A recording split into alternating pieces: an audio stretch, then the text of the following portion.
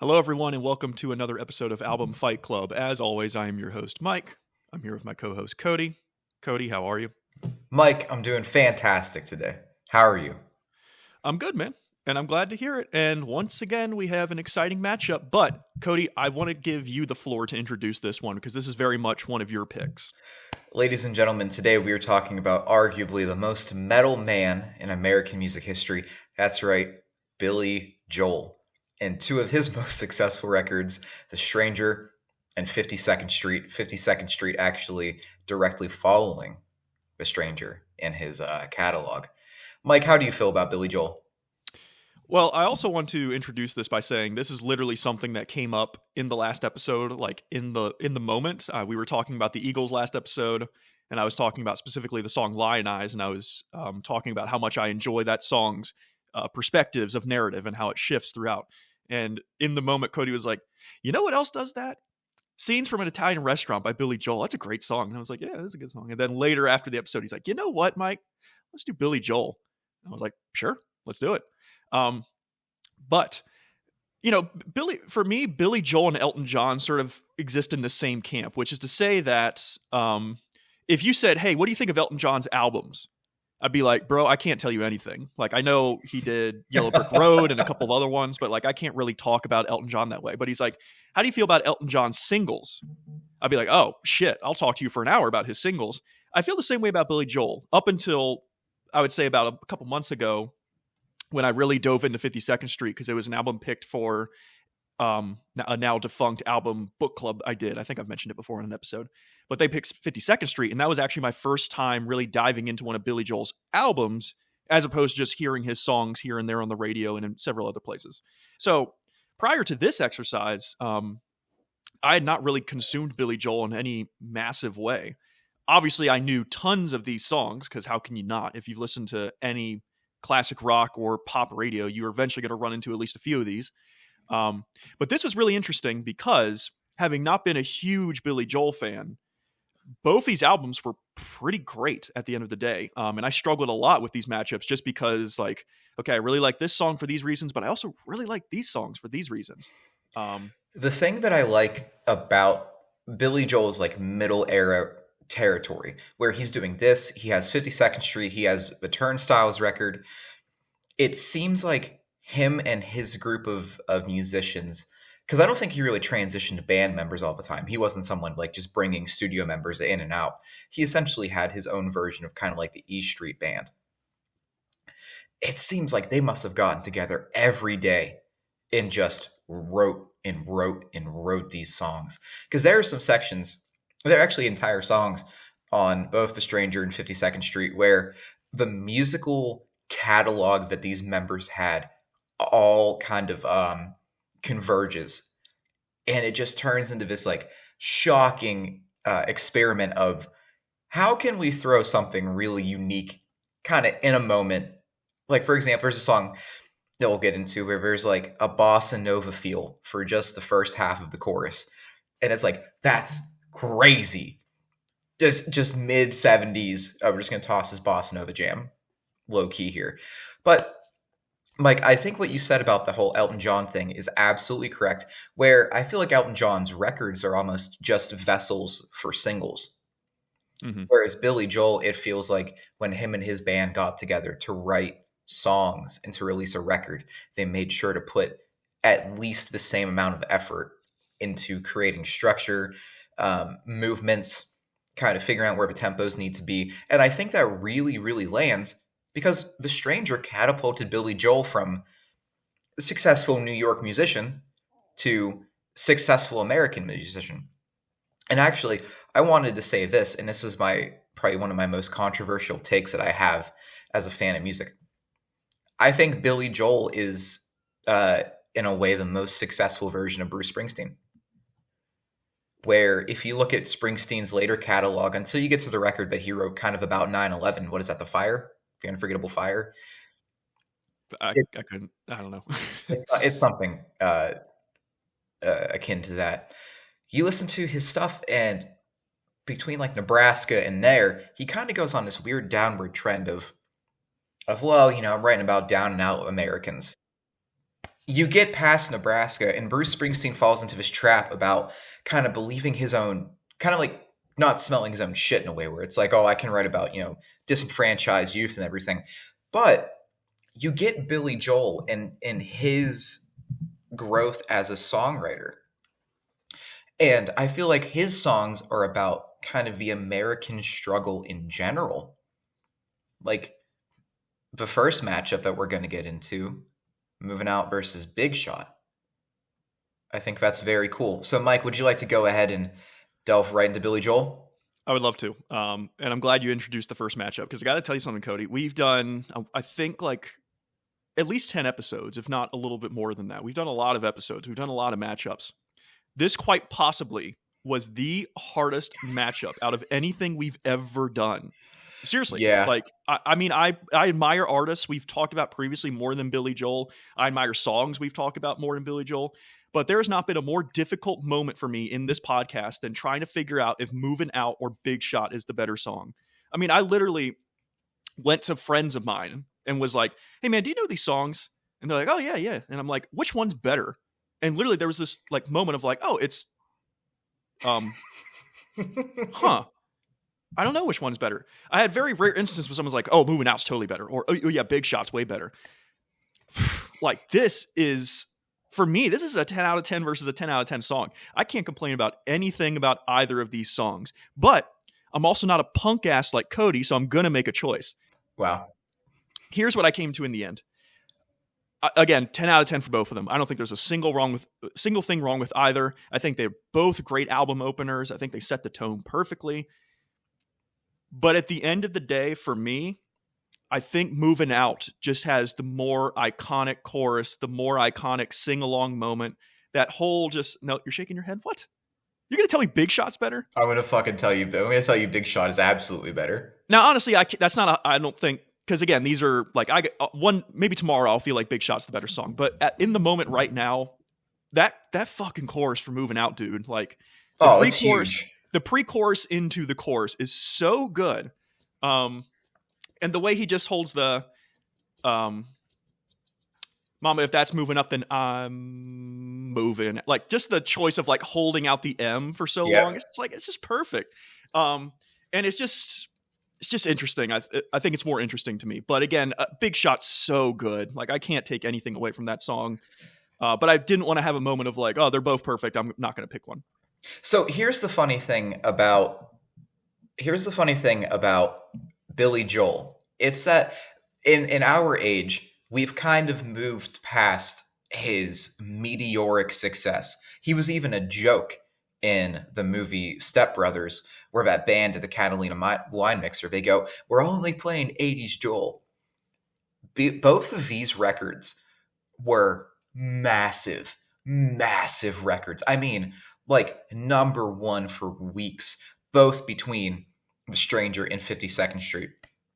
And Mike, I absolutely agree. I think Moving Out is the only way that record could have started. I think getting that piano, getting those drums, playing that beautiful, just like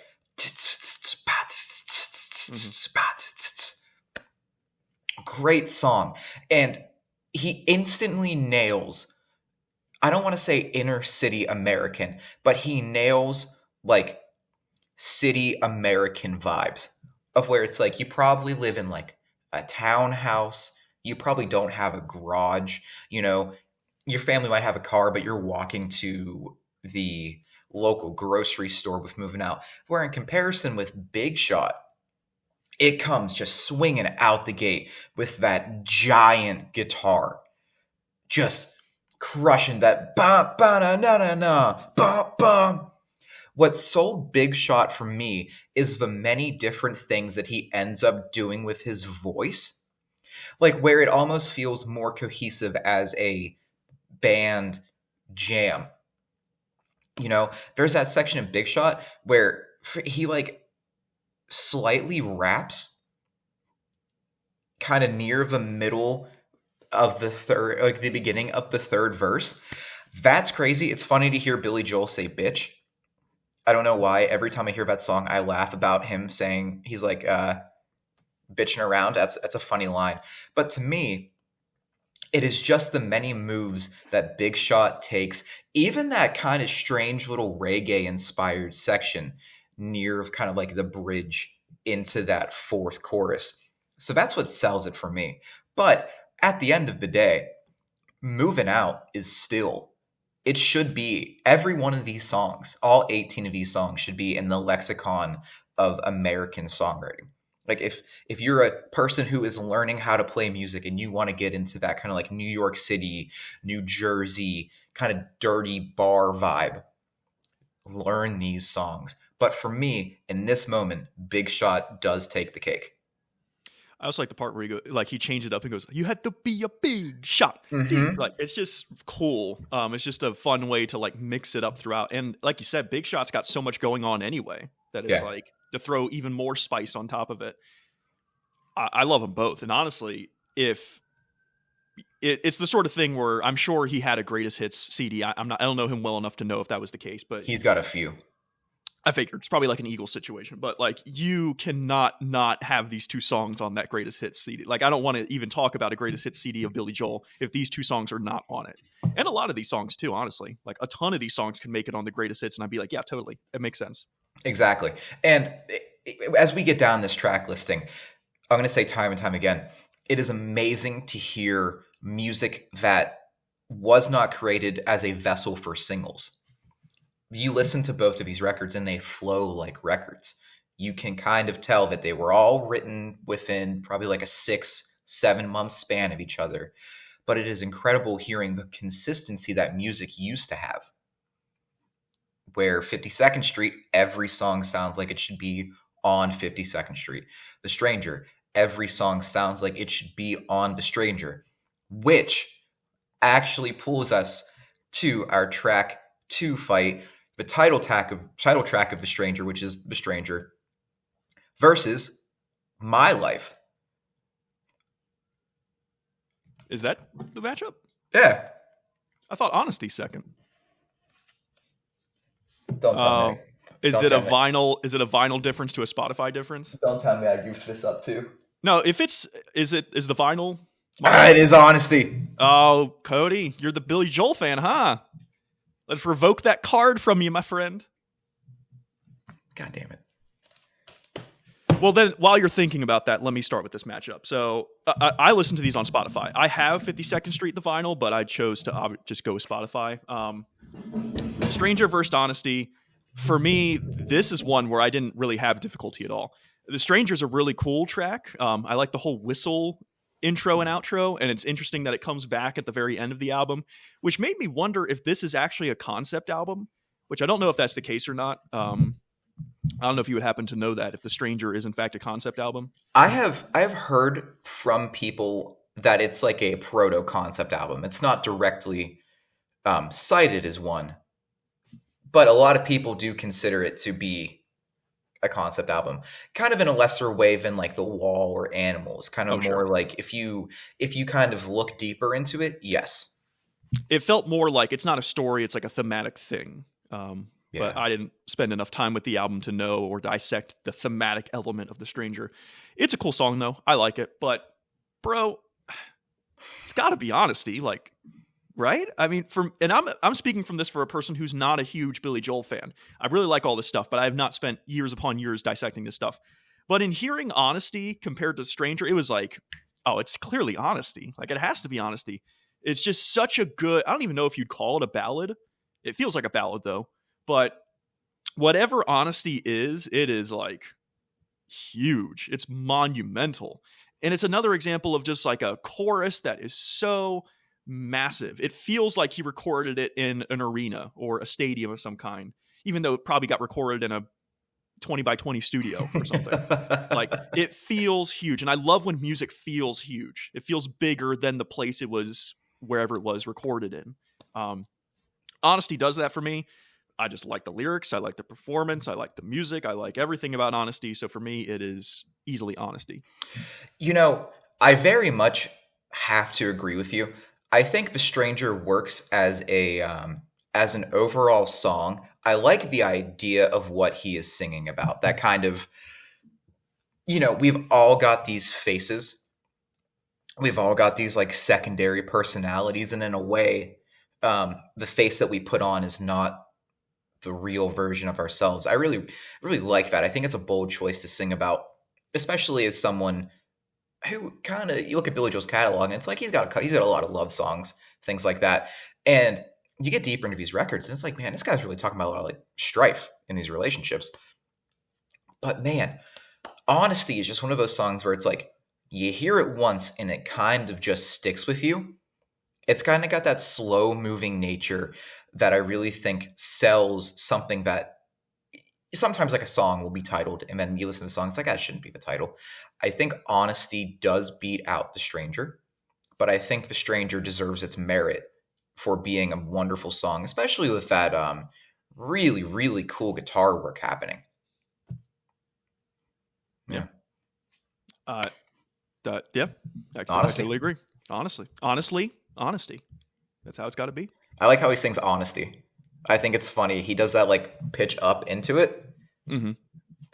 Billy Joel does some really crazy vocal techniques, and it's funny to look back and listen to it because it's like, man, everybody else would just be like going up, going down. Billy Joel's throwing like different voices. He's like doing nasally stuff. What a wonky guy. Now, Cody, you may know this, being the bigger Billy Joel fan of the two of us. Was he an obsessive Paul McCartney fan? Oh, yeah. And the reason I ask is because one of the next songs is Just the Way You Are, which literally sounds like Paul McCartney. And that's not a bad thing because I love Paul McCartney. He's my favorite Beatle by far. But it's funny hearing that song. Don't give me that face. He's clearly the best Beatle. Oh, by far, Paul McCartney's the best Beatle. That's. I mean, I respect that take, but I have to disagree. Don't tell me it's Lennon. It's Harrison. Okay, I can take the Harrison. I'm fine with people saying Harrison's. If people say Lennon's the best, I'm like, what are you talking about? Get the fuck out of here. I mean, it's clearly Paul McCartney, but Harrison's a very good number two. In any event, go keep punching your wife, you fucking lunatic. Just the Way You Are. I mean, I played the song. I started the song. I'm like, is Paul McCartney featured on this song? And I went and checked. I'm like, no, that's Billy Joel singing like Paul McCartney. Like it was literally like looking at a mirror image or something. With that being said, I think it's again, another really great song. In fact, really lovely. The saxophone comes in at one point. It's a very soft, mellow love song. I love you just the way you are. It's great. But come on, man, My Life comes in and it's like, so this is where I don't know my spectrum of this stuff because I've heard these songs before, but I've never heard them in the context of the albums they're on or in the context of like having them match up each other. Slayer, I've thought about that before. Metallica, I've thought about that before. Billy Joel, I've never thought about that before. So when you take these two songs and put them against each other, I'm like, well, it's got to be My Life, right? Because My Life is just so grander than Just the Way You Are. It does so much more interesting stuff. It's another example of a chorus just being like a total banger Billy Joel chorus. I don't know, man. Like you're giving these looks of maybe confusion, but for me, I mean, it's easily My Life.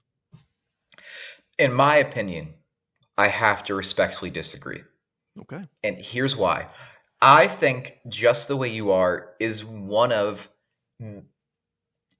might be actually the greatest American love songs of all time.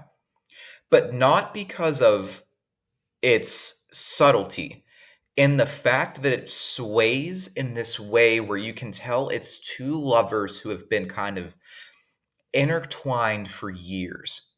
And maybe they're having the fallout from the honeymoon period. Maybe there have been difficulties at work or something like that. With Just the Way You Are, it's just so undoubtedly beautiful. The no drums is such a smart choice because the only thing that's setting the tempo is that excellent piano. And that you got that finger pick guitar just doing that 4-note structure, just that run in the background. But it's not a cheesy song. It doesn't feel like if somebody sat down and looked through the love song kind of book and said, "Oh, let me pull this." It really feels thought out. Whereas My Life is a good song. It's a absolutely genuinely classic song. It was a radio hit. Once you get that bum bum bum bum bum bum bum bum bum bum bum bum bum bum, but it's kind of stuck in your head for the rest of the day. But I think for Billy Joel, so early on in this record, to pull out an absolute grand stand love song, I think that's what does it for me. Whereas My Life, yeah, fits right in this section of the record, but Just the Way You Are almost could have just been a single by itself and probably would have been successful, even if this was just like a one-off song. Whereas My Life, I feel like in the context of the record fits, but My Life, when it comes on, I don't get stoked, you know? I wouldn't be surprised if Just the Way You Are was a single at some point. Oh, It it totally was. fits that vibe. Yeah. It was huge. But I mean, what I'm saying is like, My Life works in the context of the track listing, whereas Just the Way You Are, you could have thrown that anywhere on the record, and I think it would have equally succeeded. Yeah. I think it would have maybe usurped any other choice except for one or two. Yeah. Yeah. Okay. We matched up on one, but we're split on two so far. I'm interested to see where this goes because then we get to the impetus for this whole episode, which is scenes from an Italian restaurant versus Zanzibar. Cody, you made the comment last week that you made the connecting comment that has led us to this moment. So I'd like you to begin with this matchup. All right. Zanzibar is a perfect song. It is a perfect Billy Joel song. It is a perfect rock song, but not like in a guitar way. It's perfect in this kind of moody, that thing I was talking about earlier, that kind of uh, genesis of a successful kind of perfect Bruce Springsteen.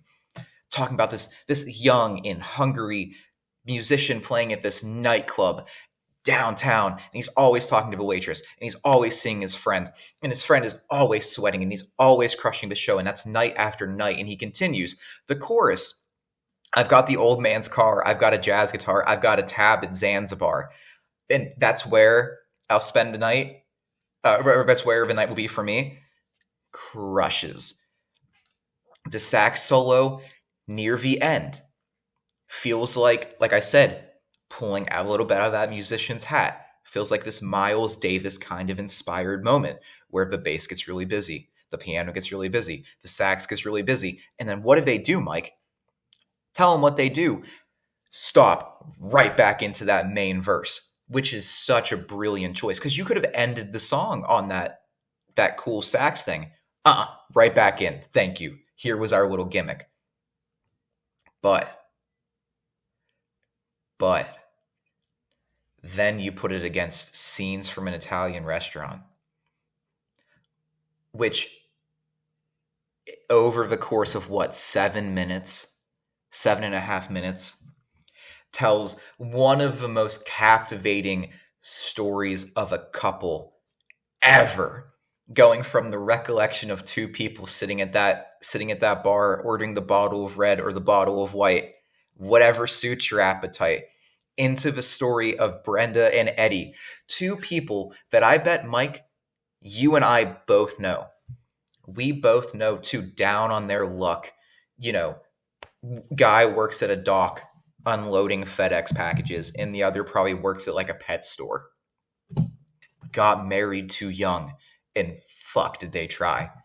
They fought, man. They really, really tried to make it, but then the money gets tight, the mattress gets dirty, lights get shut off, and then you go, hey, we got married at 23 and we stayed until 28. We had 5 solid years of success, and we worked through it. But what sells scenes from an Italian restaurant is the fact that where, say, like some Elton John songs, for example, when you put them in that giant structure, they got these really cinematic moments. If this was a Megadeth song or if this was an Iron Maiden song, there might be the sound of like traffic in the background or people arguing buried in the mix. No, Billy Joel just lets his lyrics and the band carry that story. And it's not a sad song. This could absolutely have ended in a sad way. Oh, Eddie moved to Tampa. He got out of New York. Brenda Brenda died of heart palpitations or whatever. No. You meet them back at their wedding. And I think that is the beautiful trick of this song. It's that Billy Joel takes a relationship and goes through the whole lifespan, but then, whoop, we were all just trying to figure out what's going to happen to Brenda and Eddie. And I think that is what makes this song so brilliant. Whereas, like my favorite band, for example, Pink Floyd, you get Animals. Yeah, there's a couple little things that today seem a little goofy. There's like dogs barking. There's sheep, sheeping. I guess neighing. Yeah, I guess I was going to say neighing, but that's not what they do. And it's like, yeah, that's cool, but kind of childish. Whereas Billy Joel sets the structure and captivates for 7.5 minutes. And Mike, what's something that I say all the time on this podcast? I was going to make a joke, but now I'm blanking. Why does this song have to be so long? Yes, of course. The old Cody staple. This song does not feel like 7.5 minutes. That's a fair assessment. And I think that's what... Don't get me wrong, Zanzibar is top 5 favorite Billy Joel songs. But man, Scenes from an Italian Restaurant, you'd be hard-pressed to find anybody write a song that good. Ever. Is it your favorite Billy Joel song? No. See, that's the thing, because you just went off about it, and I'm like, man, I totally agree with everything you're saying, and then you end it by saying, but it's not my favorite. Oh, yeah, but I mean, it's in the top 2. Okay, let me ask a few more questions before I get to how I feel about this. Is your favorite on one of these 2 albums? Mm-hmm. Have we talked about it yet? Not yet. Okay, because we have not talked about my favorite yet either, and I'd be interested to hear if you think my favorite is at all like a good take or whatever, but we'll get there. So, I'm not really going to sugarcoat a lot of this. I totally agree with Cody. This is pretty much a wash, and it sucks because Zanzibar's so good, and especially that like boom, boom, boom, boom, boom, boom. Oh man, it's so solid. It's such a rock solid groove, and the chorus is epic. The sort of moves they take, and that sort of like jazz breakdown section with is it a sax? I think it's either a saxophone or it's like it might be like some kind of horn. Yeah, I think it's a trumpet now that I'm thinking about it. Oh, it could be. Yeah. Anyway, that part's awesome. But when you compare it to Scenes from an Italian Restaurant, it's real hard pressed to say it's better. It's just, in my opinion, it's not. The way the song, narratively speaking, again, it's more lionized stuff. It just like takes these different perspectives, takes these different modes of narrative, tells a really compelling story. And the part that really won me over, Cody, was we get to that section where everything cuts out and then the piano goes. I was like, woo, baby, let's go. Like, I'm so in it right now. And he's into the woes. Yeah. At that point. Man, it's so good. Yeah, it's just by proxy, I think it's just got to be Scenes from an Italian Restaurant. It feels like, having not dissect his entire catalog of music, it feels like Billy Joel didn't make a bigger song than this. Like, it feels like a Abbey Road medley moment. It feels like a War Pigs moment. It's like that huge, monumental, long, movement-driven song that an artist just like really excels at. It's great. And like you, it's actually not even my favorite Billy Joel song. So that's the impressive part. So yeah, moving on from there, Vienna versus Stiletto.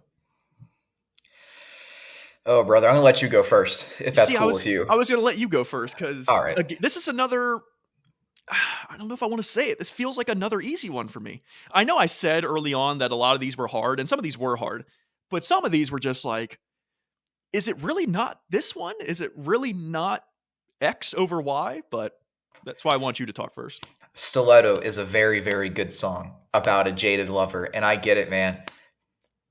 Billy Joel writes good songs about kind of rough women, but not rough women in like, I guess, terms like old days, like sex workers or anything like that. Just women who kind of, they drop a TV on your chest. That's cool, man. But dude, Mike, Vienna? Is this your favorite song? Vienna, Mike? Yeah.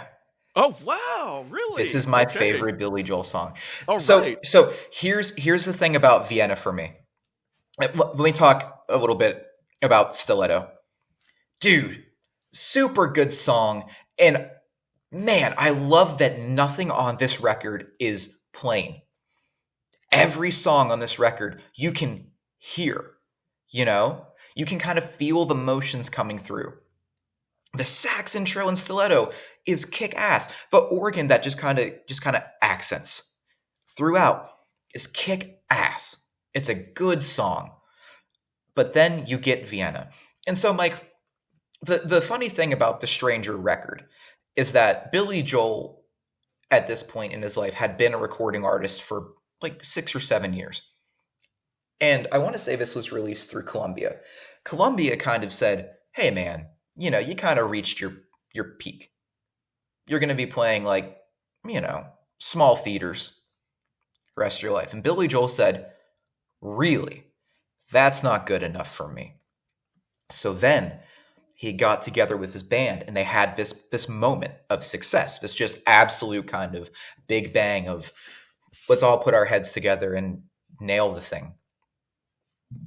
But you get to Vienna, and the rest of the songs on The Stranger so far have been, these like shockingly upbeat, besides Just the Way You Are, but these like really beautiful movements of like positivity and growth and all these things. And it's the song of someone who is slightly older talking to someone who is slightly younger. Kind of like if you made a friend at a bar and they just put their hand on your shoulder and said, "Slow down, dude. You know, you don't have to rush to be 40. 40 will come." I think that he captured everything in Vienna that is scary about making a choice and growing forward with it. Because Mike, I imagine at some point in life you rushed to be older. I had this conversation with myself 2 or 3 days ago where I said, "What am I doing? I'm 27. Why am I so driven to like be alone? Why do I want to live alone? I wish I want a roommate. I want to have someone to talk to. Why am I not doing music? Why am I working this job that like just feels like I'm there to make money? Why am I letting myself settle so young? I still have another good 10 years of fight left in me, you know? And he just says these things that are so absolutely brilliant. Like that line, "You've got your passion, you've got your pride, but don't you know that only fools are satisfied? Dream on, but remember that they don't all come true." Crusher. But what seals the deal on Vienna for me is the line that it's like near the end of the song. It's probably like the last 2 or 3 lines. And he says that that when the truth gets told that you can get what you want or you can just get old. That's crazy. Any moment of doubt you have in life, any moment of doubt that I've ever had, I've come back and listened to Vienna and I go, why am I rushing? And I think that's Billy Joel's greatest secret is that every once in a while, he does these like goofy songs like My Life or Uptown Girl. And it's like out of nowhere, he just drops this bomb, this like Gandhi bomb of wisdom on you. And it's like, whoa, yeah, what am I doing here? And I think that is what sells Vienna for me. Stiletto is a good song. Vienna is life affirming. Cody, I'm glad you're going first on a lot of these matchups because you're saying basically anything I would say, just better. Yeah, it was Vienna for me as well. And Stiletto I really like Stiletto's vibe. The whole like boom, boom, boom, boom, boom, boom, boom, boom, boom, boom, boom, boom, boom, boom, and just like going into it's cool. And it's a fun song about the stiletto, which stiletto heel or stiletto knife, and it's this woman, and it's like, it's very clever. But clever doesn't quite beat true, genuine, like affirmation of life, Yeah. like you said. It just doesn't. Really, I mean, Vienna is wildly moving, especially for us. I mean, I'm a little bit older than you, but I'm about to hit 30 in January. Like, I'm feeling the old age, right? But 30 isn't quite 60. It's not That's quite 70, that's what I was just about to say. It's like Vienna, why are we rushing to get somewhere we know we will be? Yeah. Why are we speeding up on a road trip when we should be enjoying all of the scenic views that are coming on the road trip. We're going to Portland anyway. Stop rushing to get to Portland. We'll be in Portland, Mike, you Yeah. know? I mean, next year I'll be 30. I'm getting married. Like those are huge life moments. But that doesn't mean life necessarily has to stagnate or stop. But also by the same token, our honeymoon's going to be in the Mediterranean, and I've never been to Europe before, and that's happening next year. So that's like something I've never done. Like it's one of those things. It's a really lovely, beautiful song about that sort of grasping that age thing. Um, so again, by proxy, it just kind of had to be Vienna. And I want to say as well, I was while you were speaking, I was looking back at my list and like looking back at my matchups. I think to clarify the whole a lot of these matchups were difficult thing I said is because a lot of these songs are just like killer songs. Like I don't think there's a song here that's like lower than like an 8 out of 10. Right? They're all like super well done songs. So I think that's the difficulty. Not that I struggled with, Vienna versus Stiletto for 16 days. I struggled with Moving Out and Big Shot up until this very moment, and I'm still struggling with it. But every other matchup, I was kind of like, okay, this one I think kind of just takes it. Which goes into the next one, unless you want to say more about Vienna and or Stiletto. Here's what I will say, and I will end the Cody vamping on Vienna. I've said it before on the podcast. I recently hit a year sober. In a few days, in 16 days, I will be a year and 2 months sober from alcohol. Life feels like it is now infiniteless. Infiniteless. Do not, I'm begging you, dude, do not rush to your happy ending, because as a 27-year-old who thought he was ancient, I now feel like a child again. Please take your time. Spend time with your friends. Sleep less and enjoy more.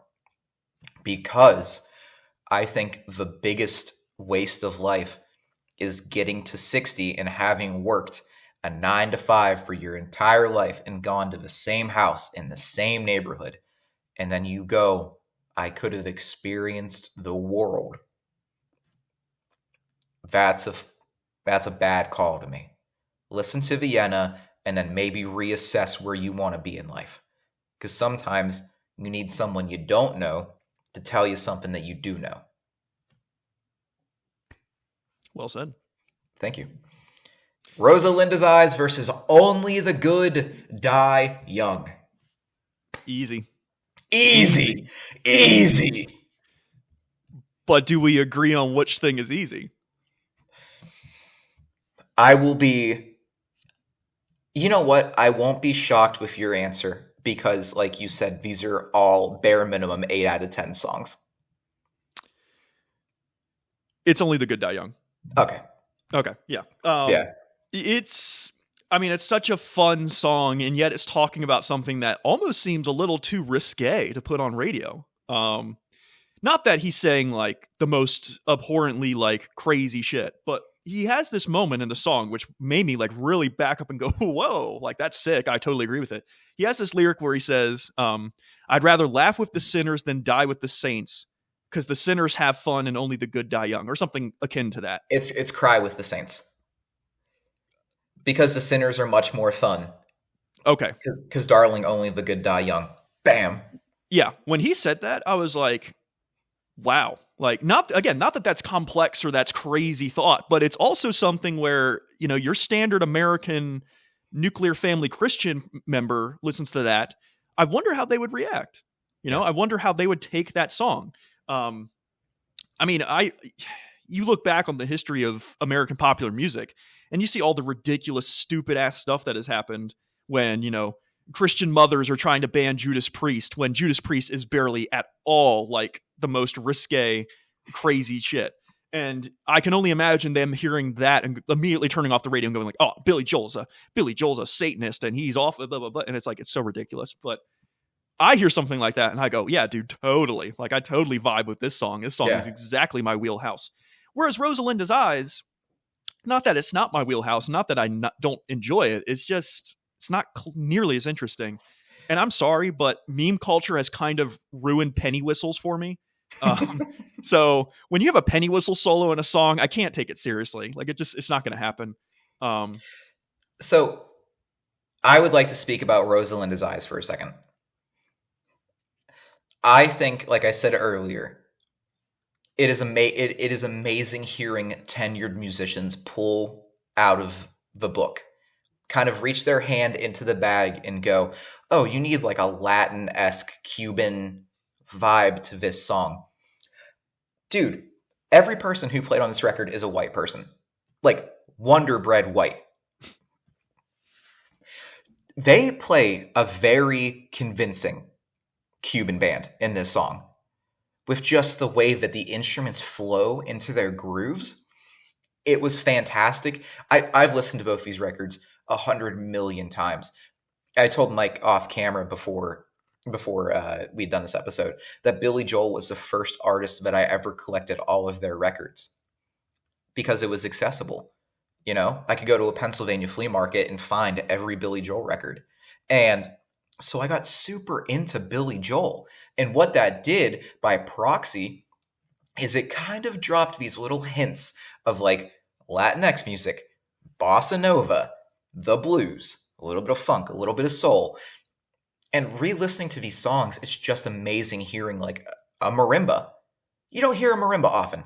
Mm-hmm. And to hear it utilized in a way where it's not like a gimmick, you know, it's not like what's that? It's like a theremin. But it's like, how can this add to the song? The xylophone's cool. It's nice to hear a xylophone pop up. Like you said, the penny whistle solo. Meme culture has ruined penny whistles, but man, very, very good. I just really, really like how this succeeds. And also, Billy Joel, I think, is the only person who could sell the line, "I can always find my Cuban skies in Rosalinda's eyes." You look at that dude with the afro, and it's like, all right, buddy. That's your one cheesy line for the day. Where in comparison with Only the Good Die Young, Billy Joel, throughout all of The Stranger, hints at this like motorcycle culture past of being like kind of like a troubled youth, you know, or I'm going to put in air quotes, troubled youth. So, yeah, you know what? Hey, maybe you liked bikes and maybe you wore leather jackets and tight blue jeans, like he says in Scenes from Italian Restaurant. And the thing about Only the Good Die Young is it's this almost this punk before punk exploded kind of feel, you know? Where at this time, the Germs were around. Who else was around? I think at this point, like Black Flag was kind of starting to form, which is crazy. Iggy and the Stooges had been around. But for Billy Joel to take these really, really bold, accusatory statements and put them into a certified radio hit is so brilliant. And this finger pointing at the hypocrisy of like worried parents or Nancy Reagan and her whole crew of people being like, "Oh, don't listen to Black Sabbath, but hey man, why aren't you praying for me?" That line that Mike said, "I'd rather laugh with the sinners than cry with the saints because the sinners are much more fun." Yeah. I think that's where Billy Joel, like I said before, he nails down this kind of like perfect version of Springsteen. I don't want to hear about Candy's room, dude. I want to hear the punk dude or the greaser guy wearing the leather jacket and the tight jeans talking to his girlfriend's mom, and you can tell his girlfriend's mom hates him, but he's like, "Hey, did you ever say a prayer for me when you were, clutching to your rosary?" Whoa, oh. Like it's so brilliant. It makes me want to buy a Buick 6 and just ride down like a boulevard. That's what good music does. It makes you buy things. Makes me buy a convertible. For me, it makes me buy endless amounts of vinyl that I might not need, but hey, I got it and it's cool. Yeah. So now, Cody, do you think we've talked about my favorite Billy Joel song yet? No, but if I know you, I think I'll let you go first. Would you Do you, like to announce the do next you think matchup? you know what it is what I'm saying? I think it was, is it half a mile away? It sure is. We've got She's Always a Woman versus Half a Mile Away. By far and away, my favorite Billy Joel song is Half a Mile Away. And there's a lot of reasons why. But if you've caught on to everything I've been saying up to this point about Billy Joel, a lot of it boils down to I really like his choruses. His choruses, I think, are just killer, no filler most of the time. That Half a Mile Away chorus, dude, and then he gets to the part where they do it's just a half a mile away. Boom, bam, bam, boom, bam, bam. Oh man, dude, like. So I was telling Savannah, because we've been going through the Eagles, we've been going through Billy Joel, and Savannah, my fiance, I sometimes mention, man, we've been listening to Billy Joel, man, he's got some good songs. Like, I could totally see this appearing at the wedding somewhere. And I was like, yeah, She's Always a Woman, the other song in this matchup. It's like, it's got this great vibe, but lyrically, it doesn't make sense for a wedding. Like, it just doesn't quite fit, because it's like, she's got all these problems, but she's always a woman to me. It's like, I'm not going to bring that up at the like, I'm not going to do that. But then we get to Half a Mile Away, and it's that same thing of lyrical content where it's like, this song is talking about this guy who has this life, but his other world, the one he longs for, is half a mile away, and he sneaks out at night to go to it. Again, not really wedding fitting, but fuck that, dude. Like, this song is so hard. It's such a feel good song. Like, the second it comes on, I'm going to be on the dance floor. Like, I don't care what's happening. Like, if we're taking photos, if we're cutting cake, I'm putting the knife down and going over there. And I don't care if I'm the only one, because Half a Mile Away, instrumentally and performance wise, is so upbeat. It's so good, despite what the lyrics are saying. Like, even on top of that, like, removed from the whole wedding context, I love what it's saying on top of the way he's presenting it. Um, the whole thing is amazing. This is a song I could listen to every single day and be totally fine with. She's Always a Woman.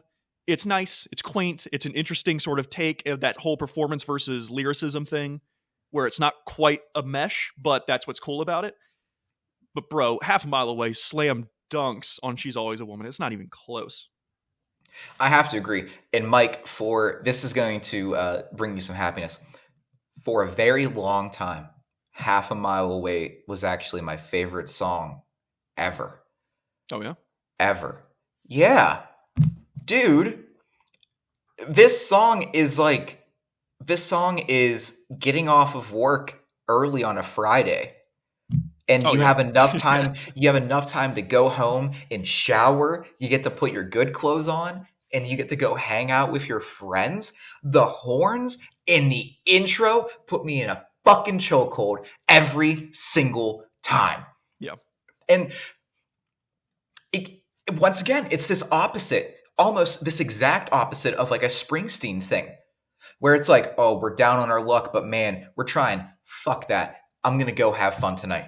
I'm sneaking out.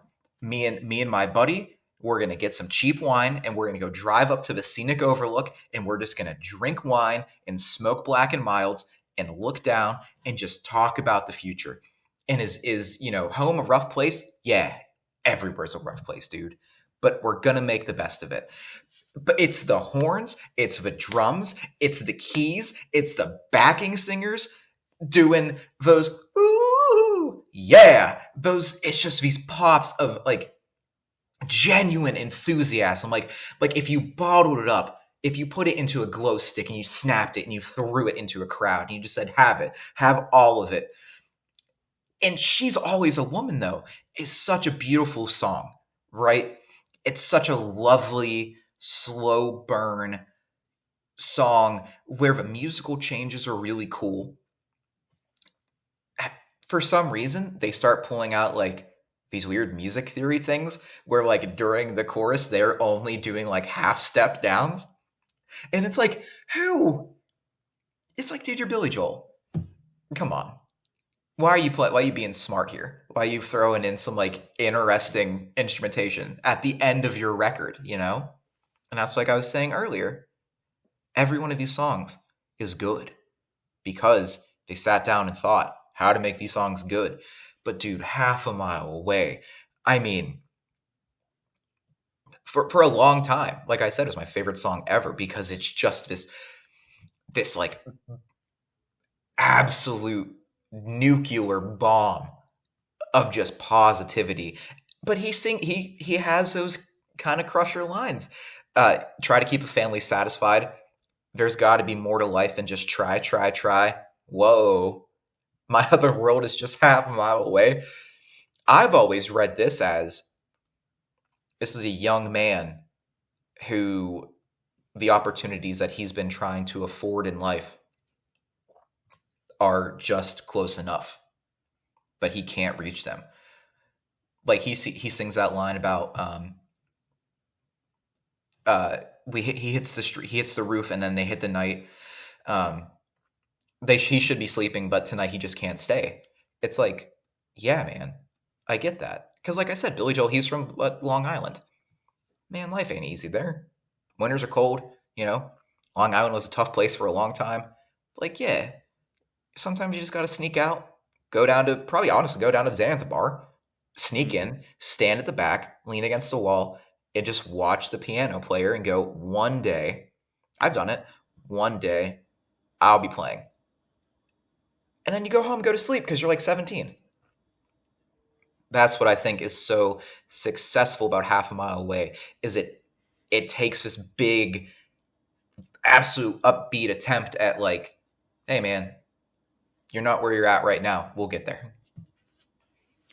Describing Half a Mile Away as Friday getting off work, like that's a perfect description. It is the audible feeling of that.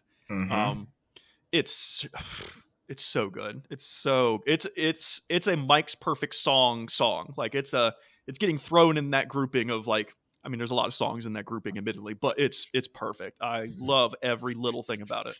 I think we have to take a second to talk about the horn section at the end. You've got those 3 horns, and they do that. It's like 4 measures of just horn solo, and they do that do do do do do do do do do do do do. Unreal. Yeah, Unreal. Every performance on that song is just killing it.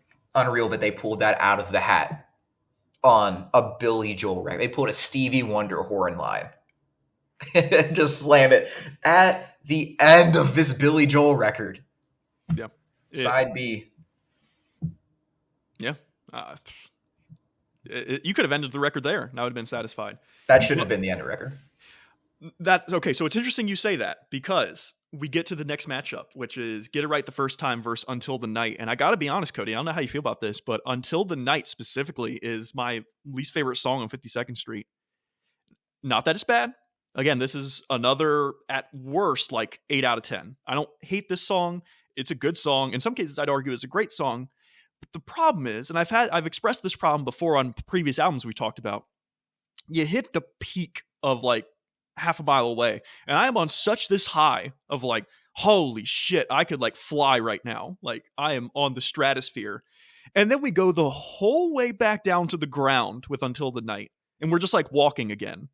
It's like, yeah, this is nice. We're in a nice little lovely park, but I'm just walking through it right now. The last song, I was soaring through this place and like weaving through fireworks and shit. Now we're with Until the Night, and it's just like the fireworks are up above. And like, yeah, I've seen fireworks before from this angle. Like this isn't anything new to me. So again, by proxy, I kind of just gave it to Get It Right the First Time because I think it's just the better song of the two. After going from She's Always a Woman to Get It Right, I didn't feel that lull of like, oh, okay, we've kind of went down a hill here. And I can't really say much about Get It Right either. It's not one of my favorite songs on The Stranger either. But I like what it's doing more than Until the Night, especially in its lineup of track by tracks in terms of like the album itself. So I went with Get It Right. Yeah, I agree. I agree to that. Dude, we're two rhythm musicians.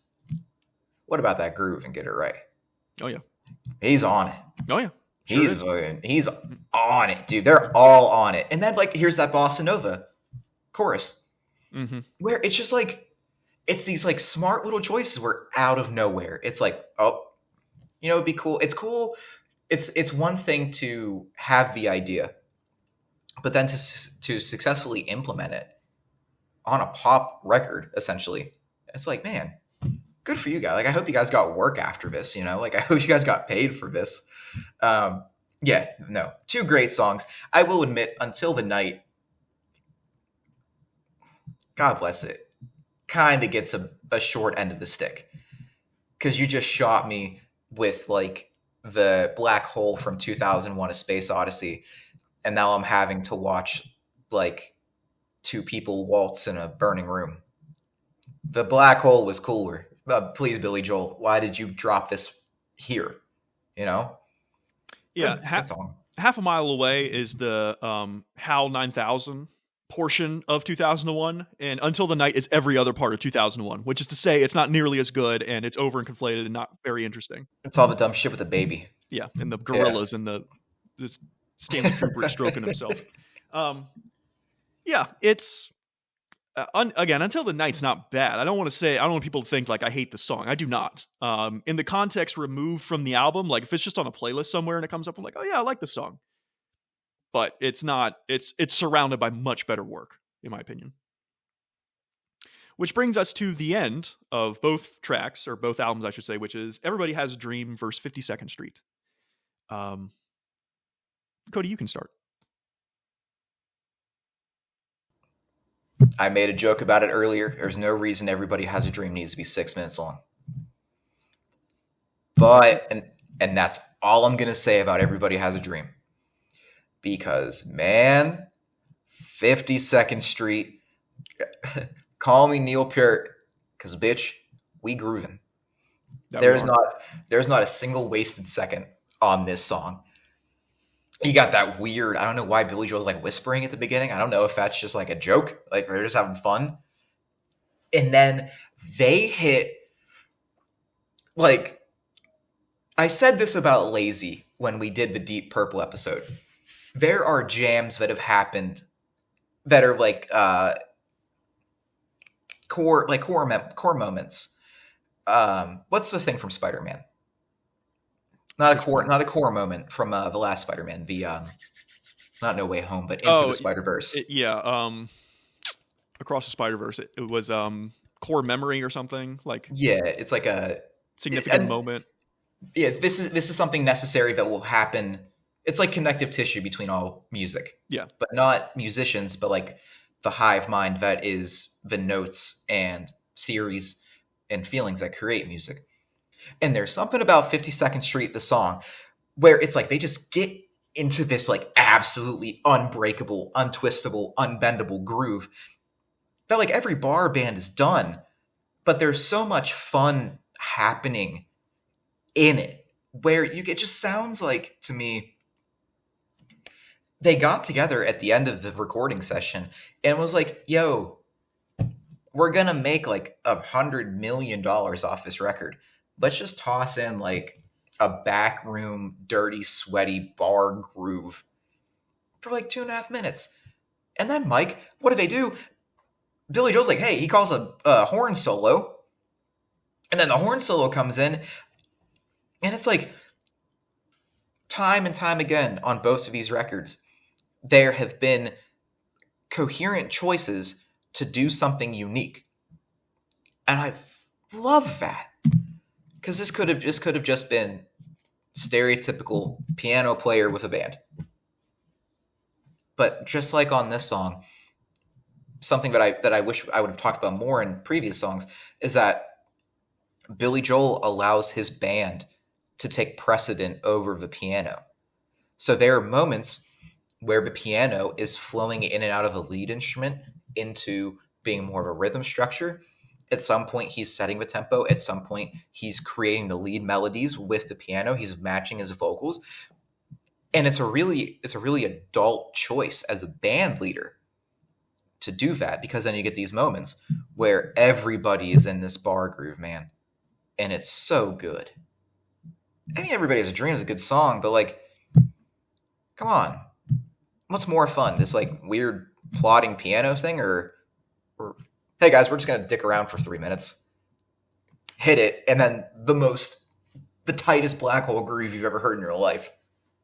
Fucking 52nd Street. Get out of here.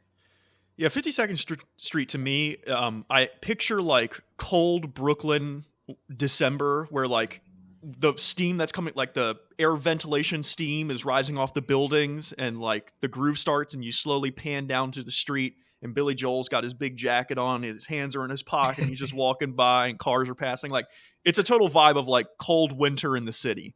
But I dig that because as you've already mentioned, the groove is so rock solid. And his like the way Billy Joel rides the groove too, like throughout the whole song, it's fantastic. It's chef's kiss, really. Everybody has a dream. It's cool. It's good. I don't hate it. It's not 52nd Street though. It's getting outclassed, which a lot of these songs got outclassed by their betters, quote unquote. But just in the same token, a lot of these songs, all these songs, are great songs, which is the interesting part. So at the end of it all, Cody, I don't know if this has ever happened before. We actually agreed in a numbers game perfectly to say that both of us picked 5 songs from The Stranger and both of us picked 4 songs from 52nd Street. Now, there was some variation in that I chose Moving Out, you chose Big Shot. I chose My Life, you chose Just the Way You Are. Like there was some variation there. But not only did we agree in this episode, which I feel like lately has not been happening, but we also have numerically agreed as well. I don't know if that says anything about Billy Joel and his catalog, but that just says what we happen to do here on today's episode. That's very, very cool. Yeah. But that's not to take anything away from 52nd Street. Both these records are fantastic. So yeah. Yeah, I mean, we got to be real here. You've got a record where you've got Just the Way You Are. That's track 3. That's your 3rd song. You've got Only the Good Die Young. It's track 5. Right, 6. She's Always a Woman was also like a radio hit, which is crazy to think about because I couldn't imagine hearing that on the radio. Dude, this record was like buku big. This record was like, fuck you money, huge. Mm-hmm. And it's cool because, Mike, we've now done enough of these episodes where I think we can safely recognize when a band adds a song just to have an extra song. You know? Yes. Yeah. This is nice because this almost feels like the Dark Side Wish You Were Here deal, where every single moment has a purpose. There's no like embryo. There's no 46 seconds of like, oh, we're going to do something. They got together, they put their working shoes on and said, we're going to make smart choices and then we're going to make enough money that we never have to work again. And I think they're musically interesting records, which is the best part about listening to music is when something like a bossa nova chorus comes in, you go, just throw in a bossa nova section for 40 seconds? What happened here? Yeah. Yeah, I have 52nd Street on vinyl. I do not have The Stranger on vinyl, but it's one of those instances where if I see The Stranger anywhere and it's like, let's say $25 or less, I'm immediately picking it up. Like it's going to happen. Yeah. Anything above that price point, I don't know. There's other stuff I want more, but The Stranger is such a good record that it's one of those, like, it should be in your collection records. Like, it's one of those that's like, you should probably just have a copy of that. You should probably just have a copy of Abbey Road. You should probably just have a copy of Led Zeppelin 4. Like, you should probably just have a copy of The Stranger in your vinyl collection. And I don't. So I hope to one day correct that mistake. Man. Mike, I am glad that you listened to Billy Joel. I'm glad too.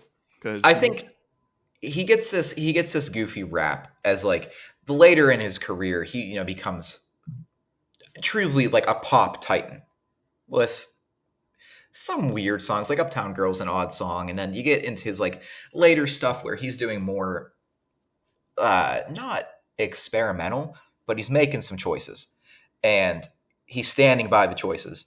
And the last thing that he actually recorded was actually completely orchestral music. He did like a complete composition of orchestra music. So Billy Joel gets this weird rap as like just the pop guy.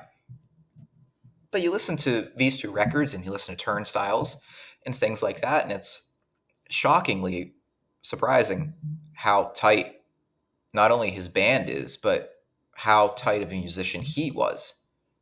And his lyrical content, and the way he played his piano, and in the way that he handles those songs. Yeah. Very well said. And I'm glad I listened to him too, because I've heard many of these songs before, but not in the context of the albums themselves. So it was nice to have that experience as well. Plus, I can say I know at least 2 Billy Joel songs or Billy Joel albums now pretty well. But with all that said, I think we can wrap it up here unless you want to say anything else, Cody. Man, please listen to these records. You know, we say this, but extra important for me, listen to these records. When I was a young man figuring out kind of my way into the world, both of these records were on constant repeat. And we cannot express to you, we could do a whole episode of just how Half a Mile Away feels. But do yourself a service and go listen to Half a Mile Away, because it is truly a perfect song. You know, Cody, that would make for a great Cody sidebar episode. That Talking would about make how Half a Mile Away sounds and makes you feel. And the people want to know, when is Cody going to fucking release a sidebar episode? Because Mike's done like 5 of them and he's overflowing now. And we're getting tired of Mike doing these sidebars. We want Cody to represent on the sidebar game. I'll do one soon. Okay. All right. We'll impatiently wait for it. We'll anticipate it. But until then, thank you for listening. Thank you for being you. Thank you for being here. And have a good day. Bye-bye.